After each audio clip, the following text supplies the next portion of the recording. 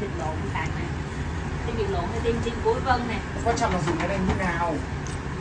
Là bây giờ nhá, im Bỏ im đồ vô rồi nè. im để anh nhớ là bây giờ là mở cái này ra Rồi đúng không? em đã Nhưng mà bỏ nó đồ không có rồi. nước trong này.